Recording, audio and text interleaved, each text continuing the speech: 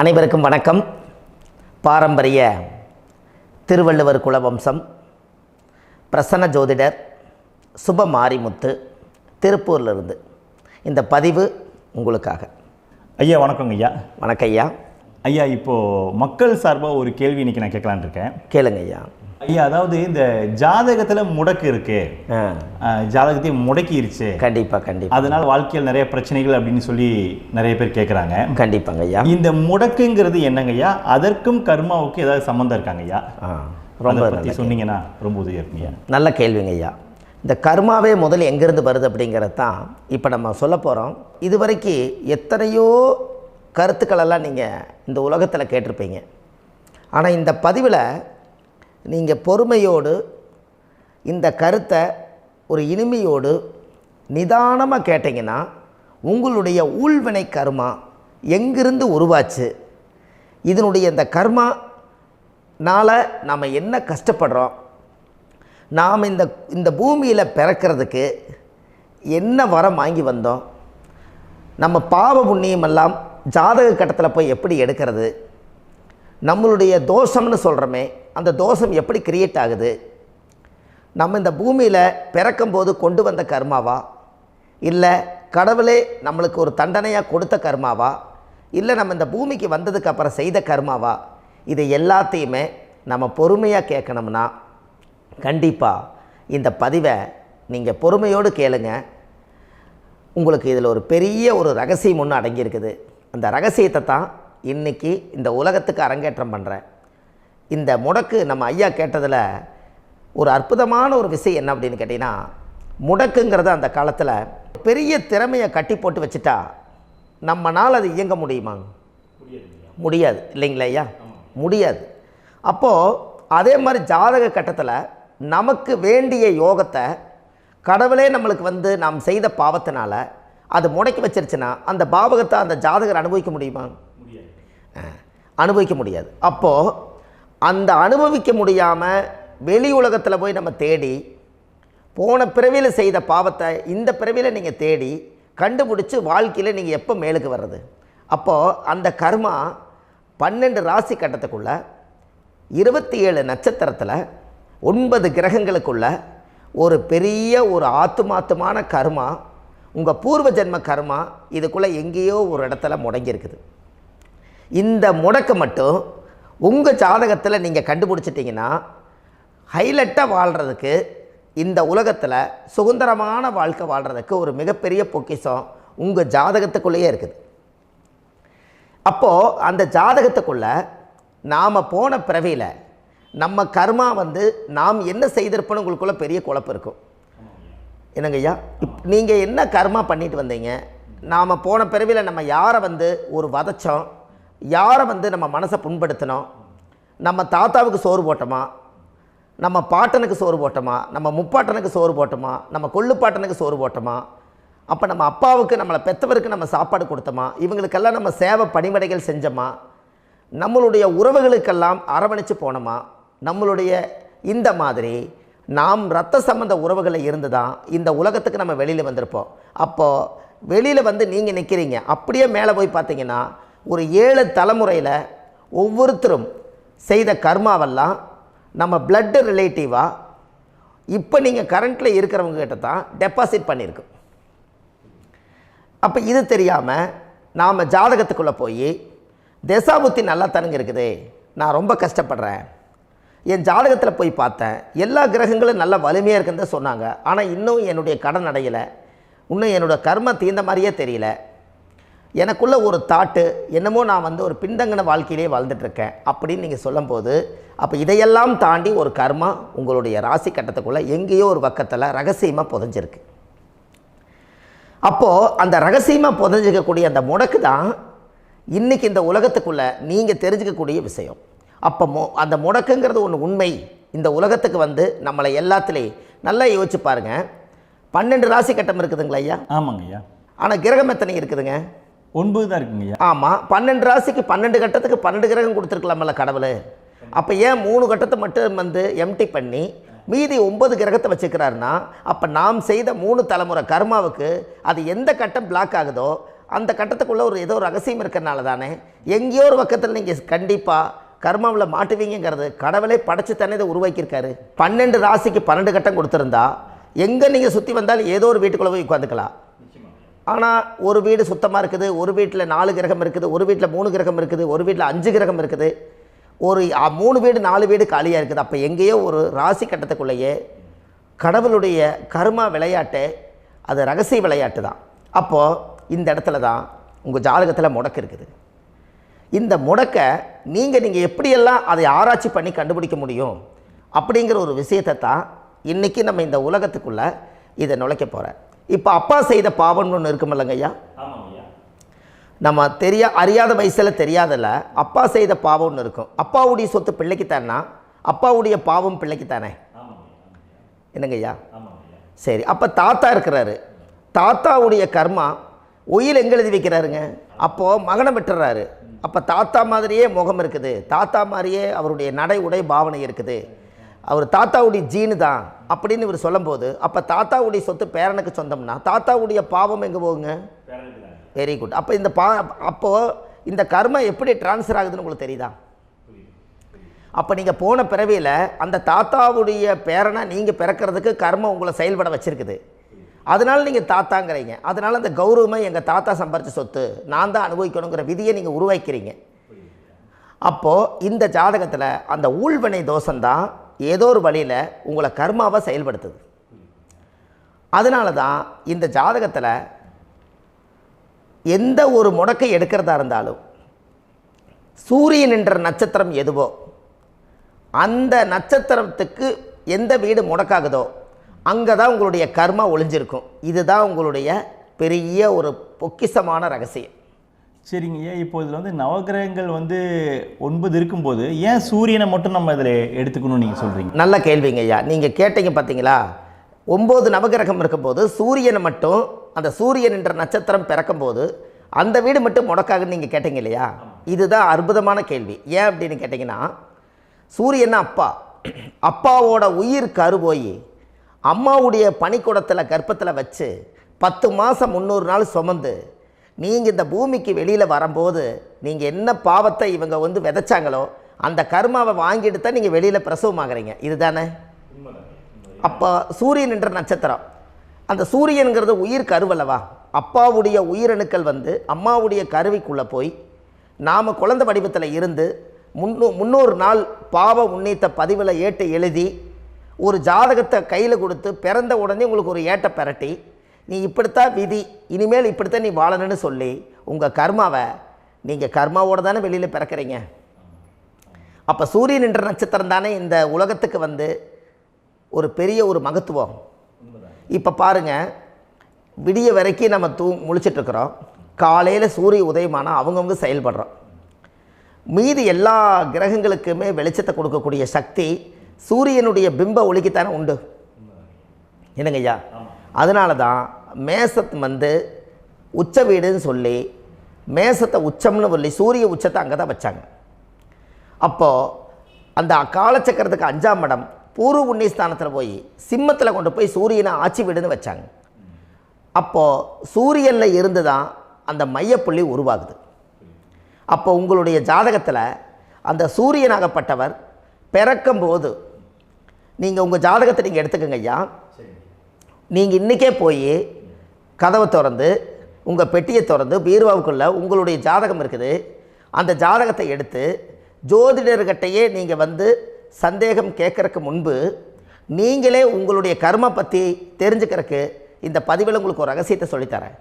உங்கள் ஜாதகத்தில் இப்போ இது வரைக்கும் ராசி கட்டத்தை நீங்கள் பார்த்துருப்பீங்க, ஆனால் பாதசாரம்னு ஒன்று இருக்கும் இல்லைங்களா? ராசிக்கு பாதசாரம்னு ஒன்று இருக்கும். சூரியன் என்ன நட்சத்திரத்தில் இருக்குது, சந்திரன் என்ன நட்சத்திரத்தில் இருக்குது, செவ்வாய் என்ன நட்சத்திரத்தில் இருக்குது, புதன் என்ன நட்சத்திர காலில் நிற்குது, இதெல்லாமே அந்த சாரம் இல்லாத ஜோதிடம் சோரம் போய்விடும். அதனால் அந்த சாரத்தில் நிற்கிது பார்த்தீங்களா கிரகம், அதில் இப்போ நீங்கள் உங்களுடைய ராசி கட்டத்தை ஓப்பன் பண்ணுங்கள். இதில் ராசி கட்டத்தில் சூரியன் என்ற நட்சத்திரம்னு ஒன்று இருக்கும் இல்லைங்களா? அது எதுவாக வேணாலும் இருந்துட்டு போட்டோம். அந்த நட்சத்திரம் தான் நீங்கள் பிறக்கும்போது தாயுடைய கருவறைக்குள்ள கரு உருவான நட்சத்திரமே அதுதான். புரிஞ்சுங்களா ஐயா? பிறக்கும்போது நீங்கள் அந்த கருவுடைய நட்சத்திரம் அப்பா வந்து கருவை உருவாக்கி கர்மாவை விதைச்சது அந்த சூரியன் என்ற நட்சத்திரம் தான். அந்த வீட்டுக்கு தான் இந்த ராசி கட்டத்தில் உங்களுக்கு முடக்கு உருவாகுது. புரிஞ்சுங்களா ஐயா? அப்போது ஒரு ஜாதகத்தில் சூரியன் என்ற நட்சத்திரம் எதுவோ அதுதான் உங்களுடைய கர்மா நட்சத்திரம். இப்போ நம்ம பிறக்காதுக்கு முன்னாடி அப்பா கட்டத்தில் அந்த கர்மா டெபாசிட் ஆகிருக்கும். அதை ட்ரான்ஸ்ஃபர் எப்படி பண்ணுறாரு? அவருக்கு ஒரு கல்யாணம் வச்சு அவர் குடும்ப வாழ்க்கையில் வாழ்ந்து நம்மளோட உயிர் கருவை கொண்டு போய் ஊராம் பொண்ணை கல்யாணம் பண்ணி பொண்டாட்டின்னு எடுத்துக்கொண்டு அந்த பொண்டாட்டிங்கிற உரிமையாகி இவருடைய உயிர் கரு உருவாகி வாரிசுகள் வெளியில் வருது. அதானங்க ஐயா?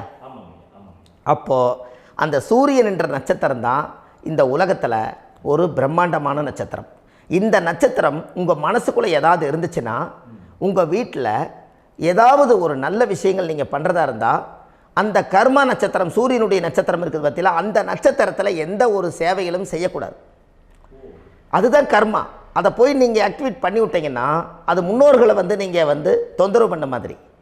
அந்த கர்ம நட்சத்திரம் தான் உங்கள் வாழ்க்கையில் அது புதஞ்சிருக்கிறதா. இப்போ குழந்தை பிறந்தாலோ சீர் சீமந்தங்கள் நீங்கள் செய்கிறதாலோ கல்யாணம் முக்கிறதுனாலோ உங்கள் ஜென்ம நட்சத்திரத்தன்னைக்கு கல்யாணம் பண்ண வேண்டாம்னு சொல்லிக்கிறாங்கல்லங்க. உங்களுக்கு ஜென்ம நட்சத்திரத்துக்கு முன்னாடி உங்களை உருவாக்குன நட்சத்திரம் தான் ஜென்ம நட்சத்திரம். அப்போ சூரியன் என்ற நட்சத்திரம் அப்பாவுடைய ஜென்ம நட்சத்திரமாக அந்த ஊழ்வினை கர்மம் செயல்படுது. அப்போ அந்த முடக்கு யார் வழியில் வந்தது? முன்னோர்கள் வழியில் வந்தது. முன்னோர்கள் கட்டி வச்சது யாரைய? குலதெய்வத்தை.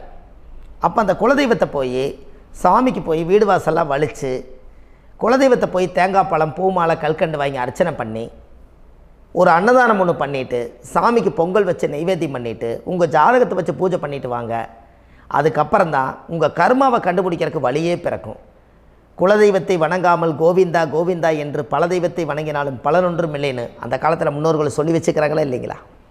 அதனால் கண்டிப்பாக அதை கண்டுபிடிச்சி நீங்கள் அதுக்கு ஒரு நைவேத்தியம் பண்ணால் மட்டும்தான் முதல்ல உங்கள் 5ஆம் பாவம் முன்னோர்கள் அது வேலை செய்யும். குலதெய்வ ஆலயத்துக்கு போயிட்டு வாங்க. போயிட்டு வந்துட்டு இந்த கர்மவினை தோஷத்தை நிவர்த்தி பண்ணுறதுக்குண்டான சரியான பரிகாரத்தை நம்ம எடுப்போம். அப்போது உண்மையாலுமே ஒரு ராசி கட்டத்துக்குள்ளே இந்த மாதிரி ஒரு அந்த கர்ம தோஷம் இருப்பதனால இந்த கர்மா தோஷத்துக்கு அந்த முடக்க தோஷங்கிறத நீங்கள் எடுத்து அதை கண்டுபிடிச்சி அந்த சூரியன் என்ற நட்சத்திரம் எந்த ராசி கட்டத்தில் போய் முடக்காயிருக்குதோ அந்த முடக்கு எந்த பாவகம் வந்து நம்மளுக்கு லாக் ஆகிருக்குதோ அந்த பாவகத்துக்கு உண்டான பரிகாரங்கள் அதுக்குரிய ஸ்தலங்கள் அந்த கோவில்களில் போய் சுவாமிக்கு தேங்காய் பழம் பூமாலை கல்கண்டு வாங்கி அர்ச்சனை பண்ணி நீங்கள் இந்த கோவிலுக்குள்ளே போய் உட்காந்து சாமி கும்பிட்டு வந்தீங்கன்னா உங்களுடைய ஜாதகத்தில் இருக்கக்கூடிய அந்த முடக்கு தோசை நீங்கி வாழ்க்கையில் நீங்கள் எதை சாதிக்க வந்தீங்களோ அந்த சாதனையை நீங்கள் சாதிச்சிட்ருப்பீங்க. புரிஞ்சுங்களா ஐயா? ஏன் அப்படின்னா அந்த முடக்கு நட்சத்திரத்துக்குள்ளே தான் ஒரு தோஷம் இருக்குது. இப்போ அந்த காலத்தில் பாருங்கள் ஐயா, முன்னோர்கள் எல்லாம் நிறைய பேர் கோவில் கட்டி வச்சுட்டு போயிருக்காங்களா இல்லைங்களா? இந்த கோவில் எதுக்காக கட்டி வச்சுக்கிறாங்கன்னா அவங்க கட்டினவங்களுக்கும் அந்த முடக்கு தோஷம் இருந்திருக்குது. ராஜாக்கள் இருந்திருக்குது, மன்னர்கள் காலத்தில் இருந்திருக்குது, ஜமீன்தார் காலத்தில் இருந்திருக்குது. இப்போ அவங்களுடைய அமைப்புகள் எல்லாமே முன்னோர்கள் என்னமோ அறியாமல் தெரியாத தன்னடக்கம் இல்லாத ஒரு கர்மாவை இவங்க செஞ்சிட்டாலும் அதுக்குரிய பரிகார ஸ்தலங்களை கொண்டு போய் அந்த காலத்திலே ஜாதகம் பார்த்து நம்ம வந்து முன்னோர்களுடைய பாவத்தை நாம் செய்த பாவத்தையும் தீர்த்துட்டு நமக்கு கீழே அடுத்த சந்ததிகள் அடுத்த தலைமுறைகள் வந்தாலும் இந்த கோவில்களுக்கு வந்து விளக்கு போட்டு சாமி கும்பிட்டு இந்த மண்ணை மிதிச்சுட்டு போனால் அன்னையோடு அந்த கர்மா தீருங்கிறது அந்த காலத்திலேயே முடக்க தோஷ பரிகாரத்தை கோவில் வழியில் அந்த காலத்தை திசை திருப்பி வச்சுருக்காங்க. அப்போ நீங்கள் கோவிலுக்கு போகாமல் கண்டிப்பாக இந்த பரிகாரத்தை நீங்கள் உடைக்க முடியாது. ஏன் உடைக்க முடியாதுன்னா இப்போ நீங்கள் எத்தனை வருஷம் வாழ்கிறீங்க ஐயா? 120 வருஷமே வச்சுக்கோங்க. சூரியன் திசை 6 வருஷம், சந்திரன் திசை 10 வருஷம், செவ்வாய் திசை 7 வருஷம், ராகு திசை 18 வருஷம், குரு திசை 16 வருஷம், சனி திசை 19 வருஷம், புதன் திசை 17 வருஷம், கேது திசை 7 வருஷம், சுக்கிரன் திசை 20 வருஷம். இப்போ நான் சொன்ன டோட்டலெல்லாம் கூட்டிங்கன்னா 120 வருஷம் வரும். இது ஒரு மனிதர் பிறந்து பூரண ஆயுளோடு வாழ்ந்தால் இந்த 120 வருஷம் வாழ்ந்தால் அவர் இந்த பூலோக பதவி விட்டு சிவலோக பதவி போயிடுவார். அதுக்கு பேர் தான் பூரண ஆயுள் என்று பொருள். அப்போ இந்த பூரண ஆயுளை வாழ்ந்தவருக்கு 120 வருஷம். கோயில் எத்தனை வருஷம் வாழுதுங்க ஐயா? கோயில் பழங்காலத்து கோயிலெல்லாம் எத்தனை வருஷம் வாழுதுங்க? 12 வருஷத்துக்கு கும்பாபிஷேகம். அது ஓகே, அது பரவாயில்ல. 12 வருஷத்துக்கு ஒருக்கா பழசை புதுப்பிச்சு கும்பாபிஷேகம் பண்ணி மறுபடியும் அதுக்கு பவர் ஊட்டி சக்தி ஊட்டி அதுக்கு உருவேற்றுறாங்க. நான் சொல்கிறது கோயில் 5000 வருஷம் 4000 வருஷம் பெரிய பெரிய சித்தர்கள், மகான்கள், ரிஷிமார்கள், யோகிகள், சித்தர்கள் இவங்களெல்லாம் போய் கோவில்லையே சிவனையும் பெருமாளையும் வழிபாடு பட்டுட்டு கோவில்லையே ஒரு ஓரத்தில் ஜீவசமாதி ஆயிட்டாங்கன்னு பழைய கால கோயிலில் சித்தர்கள் குடியிருக்காங்களா இல்லைங்களா?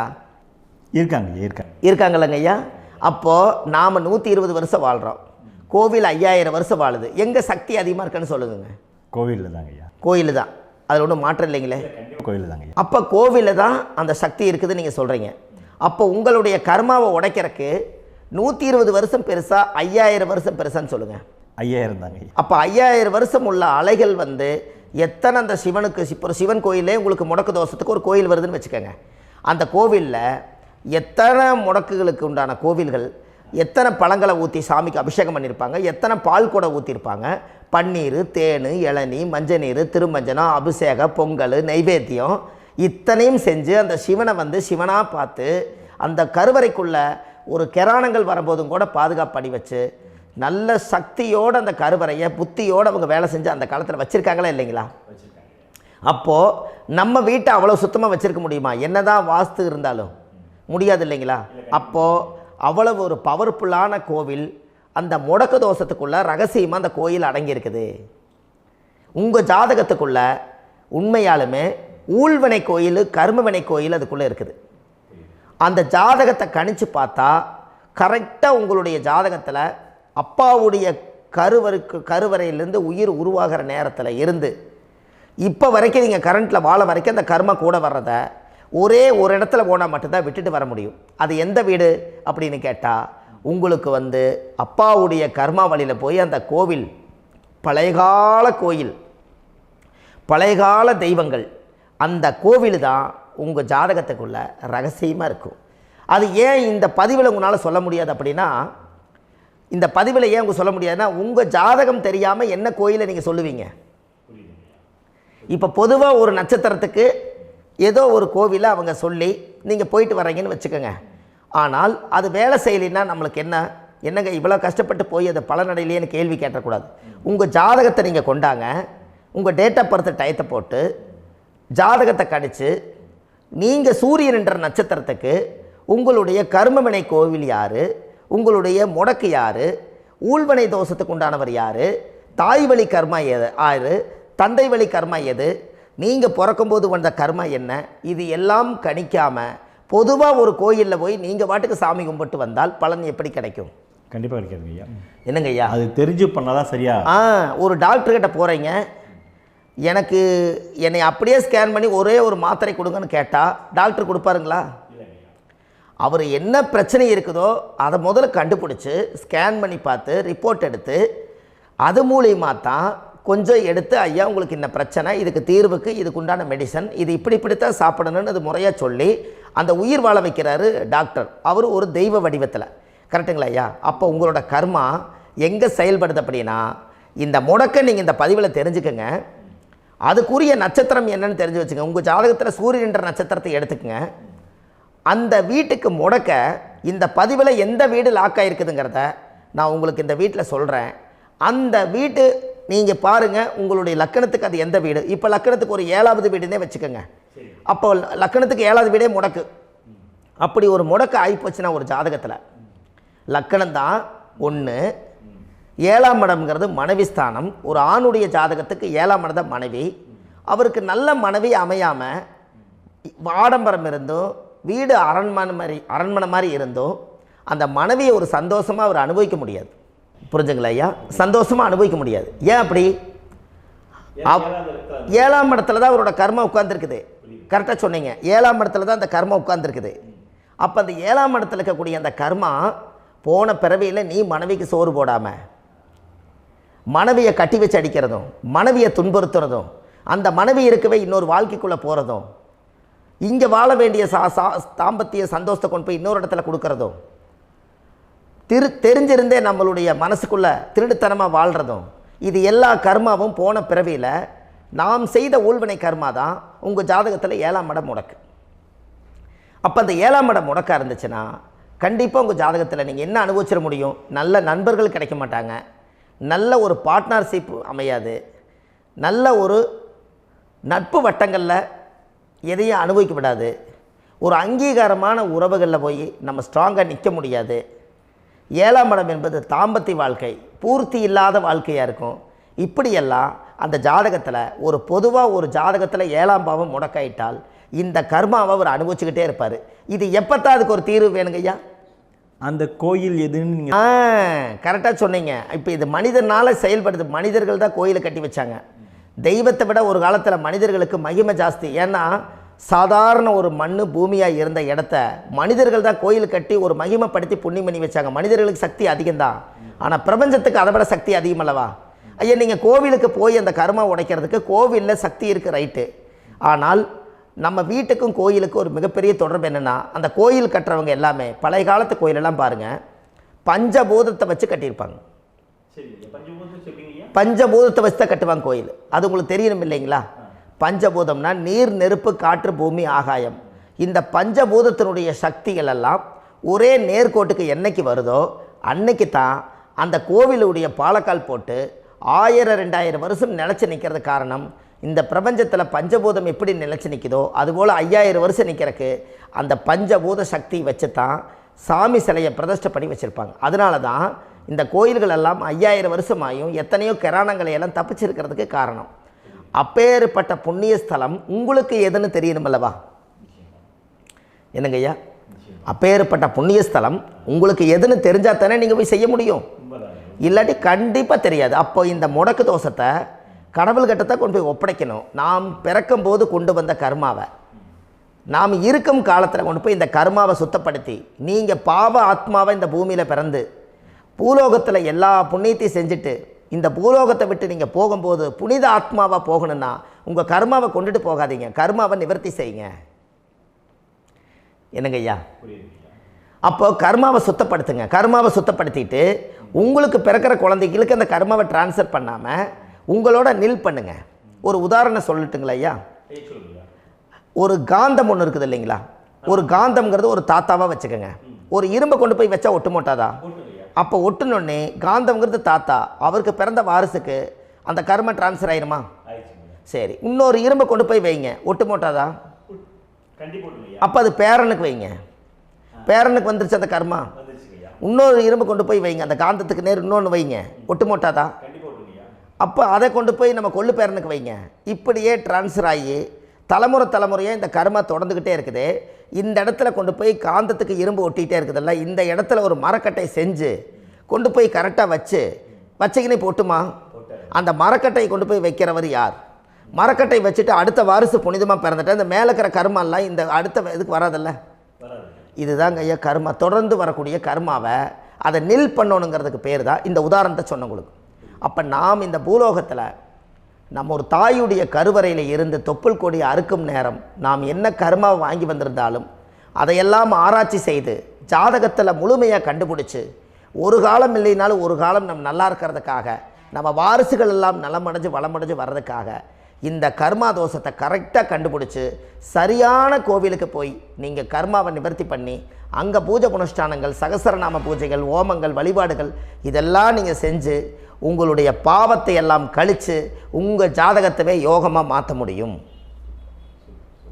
கண்டிப்பாக மாற்ற முடியும்.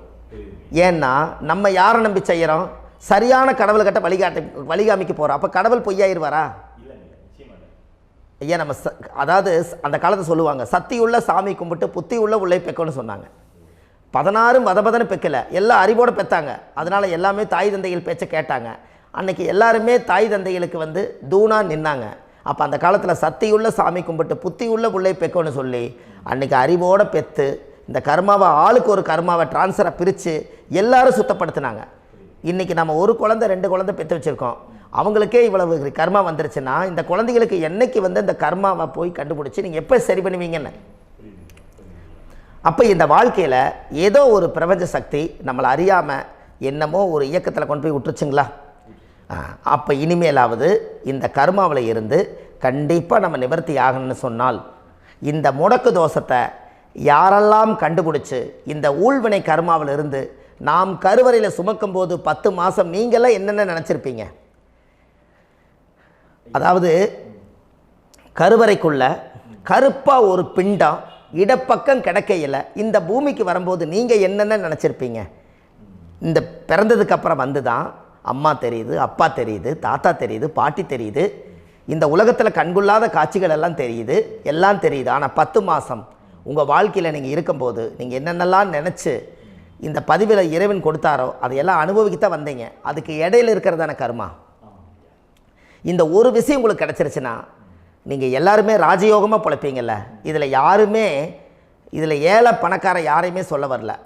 அவங்க பிறக்கும்போது புண்ணியத்தை பொறுத்து தான் போன ஜென்மத்தில் நம்ம என்ன புண்ணியங்கள் பண்ணி வச்சோமோ அந்த புண்ணியத்தில் இன்றைக்கி நல்லா வாழ்கிறாங்க. ஒருத்தர் கேட்டார், என் ஜாதகத்தில்ங்க எங்கூட படித்தவர் இடம் வாங்கிட்டார், வீடு வாசல் கட்டிட்டார், தொழில் பண்ணிட்டார், நல்லா இருக்கார், ஆனால் நான் இன்னும் அப்படியே தான் இருக்கிறேங்கன்னு ஒருத்தர் கேட்டார். அதுக்கு ஒரு கருத்து என்னென்னா, டேட் ஆஃப் பர்த் ஒன்று தான், டைம் ஒன்று தானே வச்சுக்கோங்க. அவங்க அப்பா செஞ்ச புண்ணியம் வேறு, நீங்கள் செஞ்ச பாவங்கள் வேறு. அவர் செஞ்ச புண்ணியத்தினால அவருக்கு எல்லாமே முன்னாடி கிடைக்கிது. நீ கர்மாவெல்லாம் கழிச்சிட்டினா பின்னாடி கிடைக்க போகுது. இதில் மற்றவங்களை பற்றி வேற்றுமையாக நினைக்கிறதுல எந்த ஒரு இதுவுமே இல்லை. அப்போ ஒருத்தர் பார்த்து ஒருத்தர் வாழ வேண்டாம். உங்களுடைய சுய அறிவை வச்சு இந்த பூலோகத்தில் இந்த பூமியில் நீங்கள் 4 தெரிஞ்சு நல்ல விதமாக கற்றுக்கிட்டு இந்த உலகத்தில் சிறப்பாக வாழ கற்றுக்குங்க. அதுக்கு அந்த ஊழ்வினை தோஷத்தை கண்டுபிடிங்க. உங்களுக்குன்னு ஒரு முடக்கு இருக்குதுங்கிறத இன்றைக்கி நீங்கள் எழுதி வைங்க. அதை எப்படியாவது கண்டுபிடிங்க, அதை தேடுங்க. ஒரு முறை நீங்கள் ஜாதகத்தை கொண்டு வாங்க. அந்த ஜாதகத்தை கொண்டு வந்து உங்கள் பாவகத்தில் எத்தனாம் பாவம் முடக்காயிருக்குதுன்னு பாருங்கள். அந்த பாவகம் முடக்காயிருச்சுன்னா உங்கள் வாழ்க்கையில் அதிலிருந்து உங்களால் வெளியில் வரவே முடியாது, கண்டிப்பாக வர முடியாது. அதை நீங்கள் கண்டுபிடிச்சா மட்டும்தான் நீங்கள் மேலே வர முடியும். ஏன்னா நிறைய பரிகாரங்கள், பூஜைகள், யாகங்கள், ஓமங்கள் எல்லாம் செய்து வச்சும் கூட அந்த கர்மவினைக்கு உண்டான கோவிலுக்கு போய் அந்த 5000 வருஷ பழமை வாய்ந்த தெய்வத்துக்கிட்ட போய் நீங்கள் முறையிட்டு விளக்கு போட்டு உங்கள் கர்மத்தை எல்லாம் நான் நீ தான் தீர்த்து கொடுக்கணும்னு சொல்லி நம்பிக்கையோடு நீங்கள் போய் அந்த சரணாகதி அடையிறீங்க பாருங்கள், அங்கே தான் உங்கள் கர்மாவை எடுத்து விடுறாரு. அப்போ இந்த ரகசியம் உங்களுக்கு வேணுமல்லவா? அப்போ உங்கள் ஜாதகத்தில் எங்கே முடங்கி அதுக்குரிய கோவில்கள் எல்லாம் என்ன, அதுக்கு தான பரிகாரம் என்ன, அதுக்கு நீர் பரிகாரம் என்ன, யாத்திரை பரிகாரங்கள் என்ன, நீங்கள் வீட்டில் இருந்தே செயல்படுத்தக்கூடிய பரிகாரங்கள் என்ன, பரிகாரம் கோவிலுக்கு போய்த்தான் நடக்குமா, இல்லை நாம் வீட்டில் வச்சு வணங்குறதுனால நடக்குமா, நாம் செய்யக்கூடிய தர்ம பரிகாரங்கள் என்ன, தான பரிகாரங்கள் என்ன, இப்படி பல விதமாக இருக்கிறனால உங்கள் ஜாதகத்துக்கு எந்த மாதிரி பரிகாரம் கனெக்ட் ஆகுதுங்கிறது தெரியணும். இது தெரியாமல் கண்டிப்பாக உங்களால் செயல்படுத்துறது ரொம்ப கஷ்டம். இதனால் இதை நீங்கள் தெரிஞ்சுக்கணும்னா இப்போ நம்ம பாருங்கள், நீங்கள் அந்த தெரிஞ்சுக்கிட்டாலே உங்கள் வாழ்க்கையில் ஒரு டைம் தான் நீங்கள் தெரிஞ்சுக்க போகிறீங்க. உங்களுடைய கர்மா என்ன, நீங்கள் எங்கே செயல்பட்டு போயிட்டுருக்கிறீங்க, உங்கள் போகிற பாதை சரியா இல்லை அந்த பாதையில் முள்ளு கல் இருக்குதா, இது எல்லாம் உங்களுக்கு தெரியலனா இந்த முடக்கை கண்டுபிடிக்கக்கூடிய சக்தி வாய்ந்த இந்த கர்மாவை நிவர்த்தி பண்ணுறதுக்கு வழிகள் இருக்குது. அதனால் நீங்கள் கண்டிப்பாக இந்த முடக்கை தெரிஞ்சுக்கணும். இந்த முடக்கு ராசினா என்ன உண்மையாலுமே உங்கள் வாழ்க்கையில் நீங்கள் தெரிஞ்சு இனிமேல் உங்கள் வாழ்க்கையில் இதுவரையிலும் கர்மாவுக்குள்ளேயே கஷ்டப்பட்டீங்க, வழி தெரியாமல் கண்ணை கட்டி காட்டில் விட்ட மாதிரி இருந்தீங்க. இனி அப்படி இருக்க வேண்டாம். உங்கள் ஜாதகத்தில் 12 ராசி கட்டத்தில் 9 கிரகம் போகும், மீனி 3 கிரகம், 3 கட்டம் உங்களுக்கு எங்கேயோ ஒரு பக்கத்தில் 3 கட்டம் எம்டியாக தான் இருக்கும். கரெக்டுங்களா? அது இல்லாமல் ஒரு ஜாதகம் பிறக்காது. ஏன்னா 9 கிரகத்துக்கு 9 கணக்கு போட்டால் 3 கட்டம் எம்டியாக தான் நிற்குது. அந்த கட்டத்துக்குள்ளே எந்த நட்சத்திரத்தில், எந்த சாரத்தில், எத்தனாவது டிகிரியில், எத்தனாவது பாதசாரத்தில், எத்தனை வெகுளையில், எத்தனை செகண்டுக்குள்ளே இந்த கர்மா உள்ளே புகுந்து உங்களை செயல்படுத்துதுங்கிறத கண்டிப்பாக உங்கள் ஜாதகத்தை கொடுங்க. பார்த்து இந்த விஷயத்தை சொல்கிறேன், நீங்கள் அந்த இடத்துக்கு போய் நிவர்த்தி பண்ணிவிட்டு உங்கள் வாழ்க்கையில் கொஞ்சம் காலம் வாழ போகிறீங்க. பாருங்கள், பிறந்ததுலேருந்து 20 வருஷத்துக்குள்ளே இளமையாக வாழ்கிறீங்க, குழந்தையாக வாழ்கிறீங்க. 20லேருந்து 40 வயசுக்குள்ளே தான் உங்களுக்கு ஒரு பொண்ணை பார்த்து கல்யாணம் பண்ணி ஒரு கரு உருவாக்குறீங்க. அதுக்கப்புறம் 40லேருந்து 60க்குள்ளே குழந்தை பெற்று கடமை முடிச்சிடுறீங்க. 60 வயசுக்கு மேலே ரிட்டையர்ட் ஆகிடுறீங்க. இந்த 20க்கும் 60க்கும் இல்லாத 20லேருந்து இந்த 40 வயசுக்குள்ளே உங்களோட தேடல் என்னவோ அது வாழ வேண்டிய சுகபோகமான வாழ்க்கை எல்லாமே அந்த 40க்குள்ளே தான் இருக்குது. இந்த 40க்குள்ளே இருக்கக்கூடிய வாழ்க்கையை இந்த கர்மா தெரியாமல் காலத்தை வீணாக்க வேண்டாம். வாழ வேண்டிய வயசில் நீங்கள் வாழணும். அதுக்குரிய கர்மாவை நீங்கள் சுத்தப்படுத்துங்க. எப்படியெல்லாம் நீங்கள் சந்தோஷமாக வாழ்கிறீங்கன்னு எனக்கு ஒரு தகவல் கொடுங்க. வேறு லெவலில் நீங்கள் இருப்பீங்க. கண்டிப்பாக இந்த பதிவில் உங்களுக்கு நான் இந்த விஷயத்தை கொடுக்க போகிறேன். இந்த முடக்கு நட்சத்திரங்கள் என்ன அப்படிங்கிறத இந்த பதிவில் நீங்கள் ஒரு நோட் ஒன்று எடுத்துக்கோங்க, குறித்து வச்சுக்கோங்க. இதில் இருந்து அவங்கவுங்களுக்கு முடக்கு நட்சத்திரம் என்னங்கிறத இந்த பதிவில் நான் உங்களுக்கு கொடுக்குறேன். இந்த வீடு தான் அது முடக்குங்கிறத சொல்கிறேன். இதையெல்லாம் நீங்கள் தெரிஞ்சு உங்கள் ஜாதகத்தவே நீங்கள் முடக்கு எடுத்து கண்டிப்பாக உங்கள் வாழ்க்கையில் நீங்கள் நல்லா இருப்பீங்க. அதுக்கு ஒரு நோட் எடுத்து வச்சுக்கோங்க. இது வரைக்கும் கர்மாவை பற்றி நம்ம பேசினோம். உங்கள் ஜாதகத்தில் சூரியன் என்ற நட்சத்திரத்துக்கு தான் முடக்குன்னு சொன்னீங்களே, எந்த வீடுங்கிற ரகசியத்தை இன்றைக்கி நம்ம எல்லோரும் தெரிஞ்சுக்கலாமா? இத்தனை காலமாக நீங்கள் தெரிஞ்சுக்காத ஒரு ரகசியத்தை இன்றைக்கி உங்கள் ஜாதக கட்டத்தில் நீங்களே முடக்க கண்டுபிடிச்சி அதுக்குண்டான பலனை தேட போகிறீங்க. அந்த தேடல் தான் உங்களை கொண்டு போய் உட்கார வைக்க போகுது. ஒரு உதாரணம், உங்கள் ஜாதகத்தில் பாதசாரம் இருக்குது அல்லவா? அந்த பாதசாரத்தில்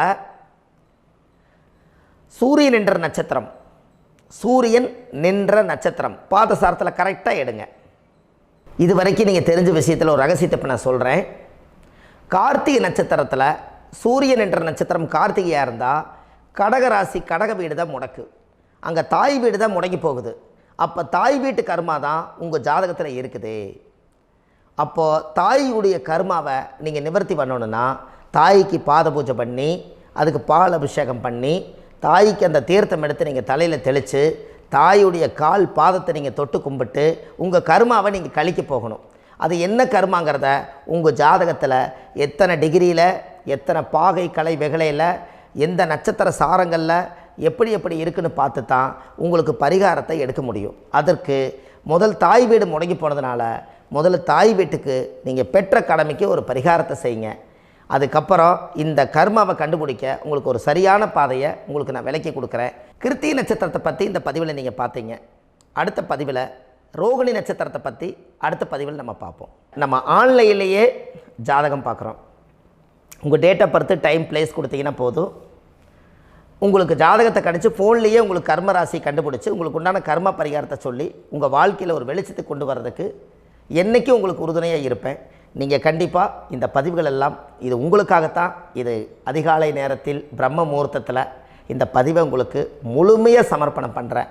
இதை இதை வழி நடத்தி இதைய எப்படியெல்லாம் இந்த முடக்கை கண்டுபிடிச்சி இப்படியெல்லாம் பேச வச்சு அழகு பார்க்க நம்ம முன்னோர்களுடைய ஆசீர்வாதமும் இந்த முடக்கை கண்டுபிடிச்ச குருமார்களும் அவங்களுடைய குடும்ப பாரம்பரிய வம்சாவளிகளும் எல்லாருமே நல்லா இருக்கணும்.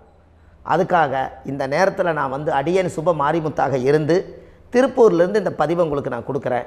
கண்டிப்பாக இந்த முடக்கு கோயிலுக்கு, இந்த முடக்கு தோஷத்துக்கு உண்மையான பரிகாரங்கள், எளிமையான பரிகாரங்கள் நீங்களே வாழ்க்கையில் செஞ்சு ஆதிகால பரிகாரங்கள் உங்கள் மனசுக்குள்ளே இருக்குது. அதை செயல்படுத்தினா மட்டும் போதும், வாழ்க்கை எங்கேயோ போயிடும். கண்டிப்பாக ஒரு முறை உங்கள் ஜாதகத்தை அனுப்பி வைங்க, உங்களுக்கு நான் பார்த்து பலன் சொல்கிறேன். இன்றைக்கி நான் கொடுத்த பதிவுகள் எல்லாம் உங்களுக்கு ரொம்ப பயனுள்ளதாக இருந்திருக்கும். உங்களுக்கு இது வரைக்கும் எத்தனையோ கர்ம வினைகளை பற்றி தெரியாமல் இருந்திருப்பீங்க. இந்த பதிவில் நிறைய கேட்டு தெரிஞ்சுக்கிட்டீங்க. இதெல்லாம் வாழ்க்கையில் ரொம்ப முக்கியமான பரிகாரங்கள், எளிமையான பரிகாரங்கள். நேராக நீங்கள் கடவுளைத்தான் கெட்டியாக பிடிக்க போகிறீங்க. அந்த பரிகாரங்கள் எல்லாம் செஞ்சு அதிகாரமாக வாழ்ந்து இந்த பூலோகத்தில் நல்ல சிறப்பாக வாழ்கிறதுக்கு இந்த பரிகாரம் உங்களுக்கு ரொம்ப யூஸ்ஃபுல்லாக இருக்கும். கண்டிப்பாக இந்த பதிவை செய்யுங்க. நம்ம பாரம்பரிய திருவள்ளுவர் குல வம்சம், பிரசன்ன ஜோதிடர் சுப மாரிமுத்து, திருப்பூரில் இருக்கேன். 30 ஆண்டு காலமாக நம்ம ஜோதிடம் பார்த்து கொண்டு இருக்கிறோம். இவ்வளவு காலமாக எத்தனையோ ஆயிரக்கணக்கான மக்களுக்கு நம்ம ஜோதிடம் பார்த்து வழிகாட்டி நிறைய மக்களுக்கு நிறைய சேவைகள் செஞ்சுருக்கேன். நிறைய கோயில் கட்டி வச்சுருக்கேன், கும்பாபிஷேகங்கள் பண்ணி வச்சுருக்கேன், அன்னதானங்கள் நிறையா பண்ணி வச்சுருக்கேன், புண்ணிய யாத்திரைகள் நிறைய போய் வந்திருக்கேன். மக்களுக்காகவே நான் உங்களுக்கு உழைக்க தயாராக இருக்கேன். இந்த ஜோதிடம் வந்து என்னுடைய ஒரு பாரம்பரியமாக என்னுடைய அப்பா, தாத்தா, முன்னோர்கள் இதெல்லாம் எங்களுடைய குலத்தொழில் இது. அதனால் நாங்கள் பாரம்பரியமாக திருவள்ளுவர் குல வம்சம். வள்ளுவர் வாக்குன்னு யூடியூப் சேனலில் போனீங்கன்னா 1000 பரிகாரங்கள் கொடுத்துருக்கேன். அதுவும் உங்களுக்கு ரொம்ப யூஸ்ஃபுல்லாக இருக்கும். வள்ளுவர் வாக்கு அப்படின்னு போடுங்க. அப்படி இல்லைன்னா சுப மாரிமுத்துன்னு போடுங்க. இதில் பரிகாரங்கள் நிறையா கொடுத்துருப்பேன். கண்டிப்பாக இதெல்லாம் நீங்கள் சந்தித்து நீங்கள் ஒரு சப்ஸ்கிரைப் பண்ணி வச்சுக்கோங்க. நான் போடக்கூடிய பதிவுகள் எல்லாமே உங்களுக்கு நோட்டிஃபிகேஷனை வந்துடும். அதனால் நீங்கள் ஒரு சப்ஸ்கிரைப் பண்ணி வச்சுக்கோங்க.